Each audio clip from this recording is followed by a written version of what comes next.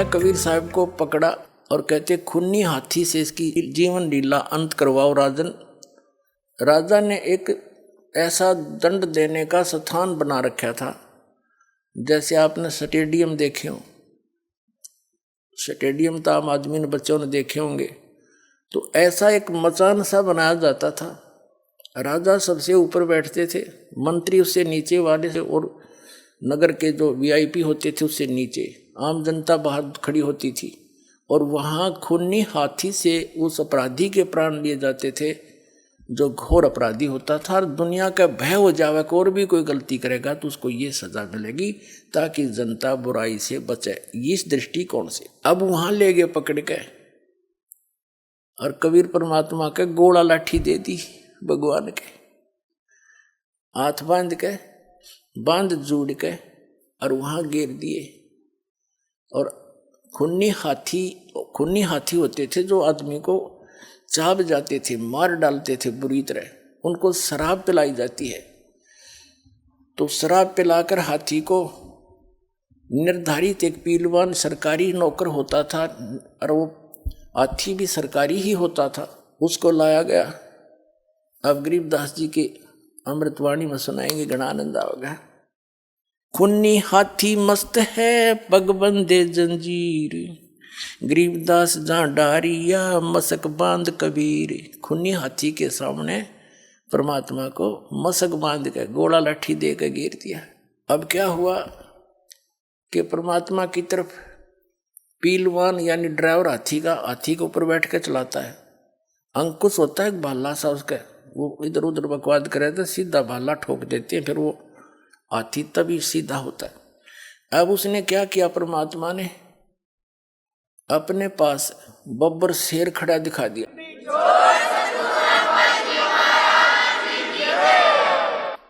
बब्बर शेर खड़ा दिखाई दिया, हाथी ने चिंगाड़ मारी और वापस भाग लिया डर के।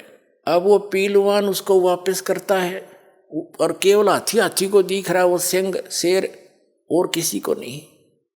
और वो अपनी नौकरी के डर से उसको पता था पीलवान को, हाथी के ड्राइवर को, कि अब मुझे सजा मिलेगी। आज मेरा कौन सा दुर्भाग्य आगे अड़ गया कि हाथी भाग गया।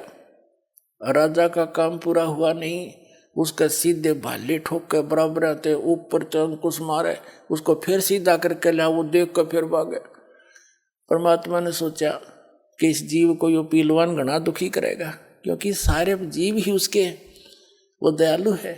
तो उसने उस पीलवान को और दर्शन दे दिया, शेर दिखाई दे दिया, और पीलवान भी हाथी तो तले गिर गया। हाथी की तो पीलवान बेहोश हो गया।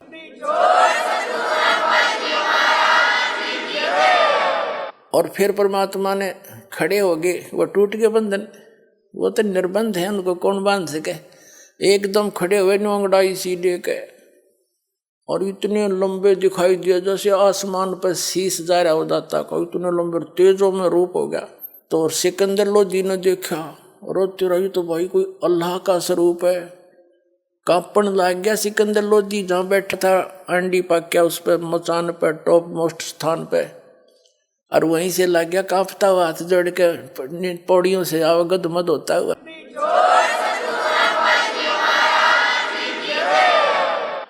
चरणों में गिर गया और चरण पकड़ दिए। जब राजा ने चरण पकड़े, राजा को दिखाया जाता नो लीला, तो सभी उसके चेले छोटे जो दोनों धर्म थे वो बिदक गए। राजा तब बिक गया, इसका चरण छू लिए, नो कर दिया। अब क्या लीला सुनाते हैं। सिंह रूप साहेब धरा ये भागे उल्टे फीले, अपना दूसरा रूप शेर का बना के मालिक ने करा। गरीबदास समझे नहीं या दुनिया खलीले, बने केहरी सिंह जीत चौर शिखर आसमान। गरीबदास हस्ती लख्या यो दिखे नहीं जहान। परमात्मा ने कहते शेर का रूप धारण करा अन्य, और हाथी न दिखे, और जहान जो जनता बैठी थी उन ना दिखे। बने केहरी सिंह जित चोर शिखर आसमान। गरीबदास हस्ती लख्या यो दिखे नहीं जहान। कूट से महावतम अंकुश सिर गाप। गरीबदास उल्टा भागे वो तारी दीजे थाप। अब वो हाथी सर कूटे और वो अंकुश मारे महावत, और वो बेचारा आवे नहीं। फिर कहते हैं भाले को खो मारी ये चरखी छूटे पाख है, गरीबदास नहीं निकट जावा वो कल की देवे लाख। हाथी के आँखों में यानी बराबरों में भाले ठोके, और भी दूसरे जो नीचे खड़े थे, और कल की दे हो मार दे हो मार दे, वो निकट नहीं जा उस नदी कैसे। फिर परमात्मा ने उस महावत को दिखाया, जैसी भक्ति कबीर की ऐसी करे न कोई, गरीबदास कुंजर थके उल्टा भाग्या रोए। कुंजर माने हाथी, रो के भाग्या चिंगाड़ मार के। दूम गोए मुंडी धुन सैन न समझे एक। अब वो हाथी मुंडी गोए हैं और दूम यानी पूछड़ बोझ के और मुंडी नौकर को भागन की सोचा है। कहते दूम गोए मुंडी धुन सैन न समझे एक, गरीबदास दिखे नहीं आगे खड़ा अलेख। अलेख वो पूर्ण परमात्मा खड़े, सब ने दिखे नहीं।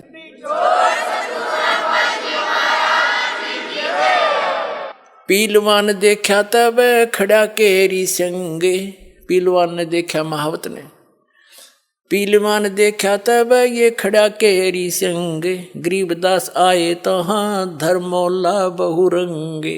खुद मौला खुद मालिक आए हैं अन्य रूप बना के। उतरे मौला अरस्त, उतरे मौला अरस्त, मौला माने मालिक, कुल धनी सतलोक से ऊपर से अर्श से आसमान से उतरे हैं।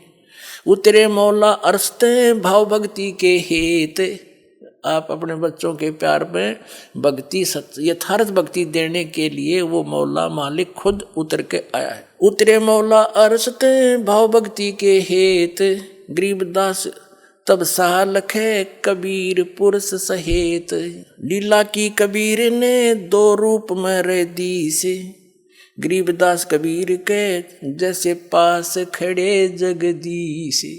परमात्मा दो रूप दिखे वहाँ, पहले तो एक तरफ से कबीर जी दूसरे परमात्मा दिखे, फिर दोनों एक हो गए। फिर क्या कहता है, जम्भाई अंगड़ाइया लंबे बहे दयाल, गरीबदास उत्साह को मानो दर्शा काल। कोट चंद्र शशि भाने मुख गिरद कुंड तुम लीले, गरीबदास ता नाटक के वो भाग गए रणफील। परमात्मा कहते हैं माथे पर जैसे चंद्रमा और मुख जैसे सूर्य की तरह चमक रहा हो, इतना सुंदर था। नैन लाल भौंपेते हैं डूंगर नक पहाड़, गरीबदास उत्साह को सिंह रूप दीदार। जो नरसिंह प्रहलाद के यो वे नरसिंह एक, गरीबदास हरि आइया राखण जन की टेक। अब खुद परमात्मा कबीर जी कहते हैं हमें ये लीला करके दिखाते हैं, यदि तुम मेरी शरण में सच्चे भाव से लगे रहोगे, जैसे प्रहलाद को आके रक्षा की थी, आज भी मैं ऐसे ही आपकी रक्षा करूँगा। ऐसी लीला दिखा रहे हैं, पहले दिखा रहे हैं जैसे पहले मालिक दिखे, फिर शेर का रूप बन गया, और फिर दोनों मिलकर एक हो गए, कबीर साहिब रह गई। तो फिर क्या कहते हैं, बार बार सताए कर मस्तक लीना भारे, कहते जो नरसिंह प्रहलाद के यूं वह नरसिंह एक, गरीबदास हरि आइये राखण जन की टेक। ये दिखाने का है कि भगत की मैं न्यो रक्षा कराया करूं, और तुम भी इसी तरह लगे रहना। कोई भी आपत्ति सच्चे दिल से लगे रहोगे आओगी तो ऐसे दुख दूर कराया करूं मैं भगताएंगे। परमात्मा बताते हैं,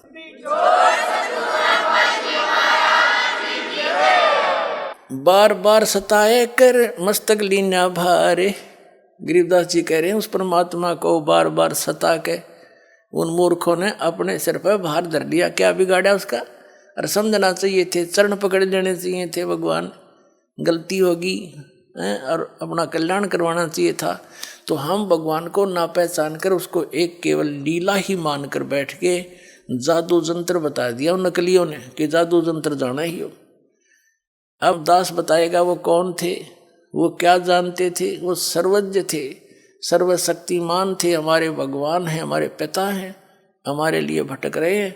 अब उसको हम पहचानेंगे। ता सिंह लोलीन भया परचा इब की बार, गरीबदास सा यूं कहे अल्लाह दिए दीदार। अब वो सिकंदर लोधी कहता है फिर देख कर, सुन काशी के पंडितों और काजी मुल्ला पीर, गरीबदास इसके चरण ले लो, यो अल्लाह अलेख कबीर। सुन काशी के पंडितों और काजी मुल्ला पीर, गरीबदास इसके चरण लो, यो अल्लाह अलेख कबीर। यो अल्लाह कबीर है उतरे काशी धाम, गरीबदास साइयों कहे झगड़े मुए बेकाम। कहने लगे ये पूर्ण परमात्मा है और अपने यहाँ पर काशी धाम के अंदर ये स्वयं अवतरित हुए हैं। यो अल्लाह कबीर है, ये उतरे काशी धाम, गरीबदास वो सिकंदर शाह नो कहे हम झगड़ मुए बेकाम। काजी पंडित रूठिया।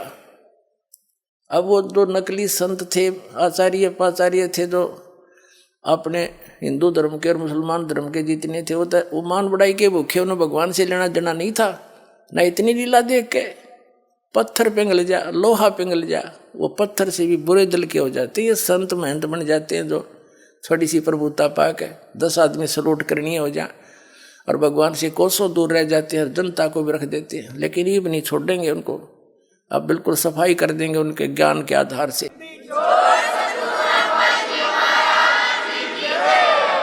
नमस्कार सर। नमस्कार सर। सर क्या नाम है आपका? मेरा नाम सोमदत्त है जी। सर कहाँ से आए हैं आप? मैं शाहजहाननगर दिल्ली पालम से आया हूँ जी। सर संत रामपाल जी महाराज से नाम दीक्षा लेने के बाद आपको क्या लाभ प्राप्त हुए? सबसे बड़ा लाभ तो सर ये हुआ कि जिस मतलब मोक्ष मार्ग जिसे कहते हैं भाई, ये मनुष्य जन्म मोक्ष मार्ग के लिए मिला है, वो सबसे बड़ा फायदा है कि हमें मोक्ष मार्ग संत रामपाल जी महाराज की कृपा से हमें मिला और उसको जैसे उन्होंने बताया है उसी के अनुसार हम उसका अनुसरण कर रहे हैं। दूसरा कुछ शारीरिक भी लाभ हुआ, मानसिक लाभ भी, जैसे कुछ टेंशन जैसे बनी रहती थी, कोई काम धंधा करते थे उसमें शरीर भारी भारी रहता था, काम भी करते थे लेकिन शरीर में ऐसे नहीं जैसे किसी ने कोई टन वजन रख दिया हो सिर पे, ऐसा शरीर रहता था, मतलब हल्का फुल्का नहीं महसूस करते थे अपने आप को। जैसे रामपाल जी महाराज से दीक्षा ली उसके बाद शरीर ऐसे एकदम हल्का फुल्का हो गया और एक तरह से मतलब अंदर खुशी सी मतलब छाई रहती है, कोई उदासी महसूस नहीं होती।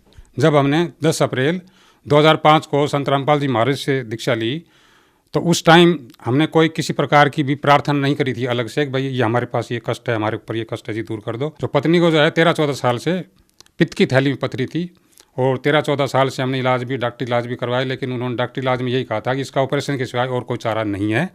लेकिन जैसे ही हमने 9 सितंबर 2005 में जैसे ही संत रामपाल जी महाराज से दीक्षा ली, उसके तुरंत उसी क्षण से आज तक वो पित्त की थैली का दर्द बिल्कुल ही हमारी पत्नी को नहीं होता है।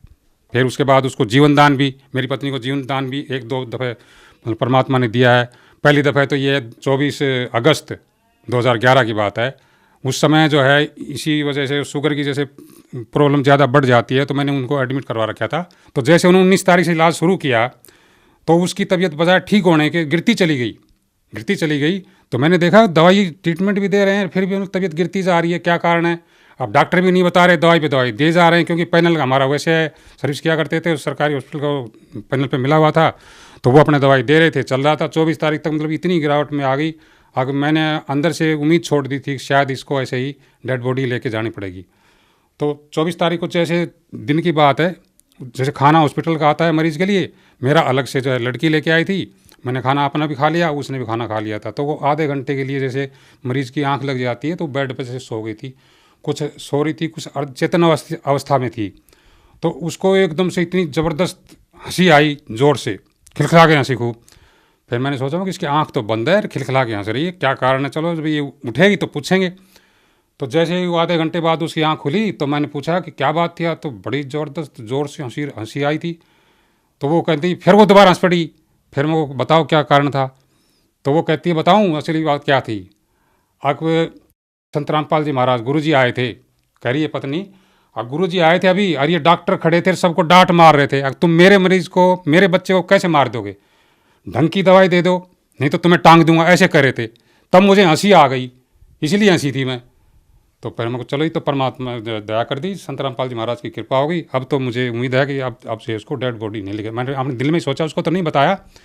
फिर जो है उसके बाद 2 घंटे बाद जैसे डॉक्टर सर्वे पे आते हैं शाम को देखने के लिए, पूछते हैं मरीज़ को क्या हाल है, तो मैंने उनसे डॉक्टर से फिर जो है डांट मार के कहने लगा, तुम्हें 5 दिन हो गया इस मरीज को रखे हुए और तुम दवाई दे रहे हो, एक जो है एक पैसे का आराम नहीं नजर आ रहा इसको, क्या कारण है बताओ। वो कहने जी सर जी हम दवाई बढ़िया देंगे, ऐसी कोई बात नहीं है, दवाई तो अभी बढ़िया दे रहे हैं, बाकी दवाई बदल देते हैं। तो जैसे ही उन्होंने उसके बाद 2 घंटे बाद एक टेबलेट, कोई छोटी सी टेबलेट लाए और कोई सारी दवाइयाँ बंद कर दी, जो 3-4 तरह के इंजेक्शन थे वो भी बंद कर दिए। एक ही टेबलेट दी उन्होंने, वो शाम को दी और सुबह दी, और सुबह फिर 11 बजे जो है दूसरे दिन छुट्टी कर दी। संत रामपाल जी महाराज की दया से मेरी पत्नी को इतना लाभ मिला। धन्यवाद सर। धन्यवाद।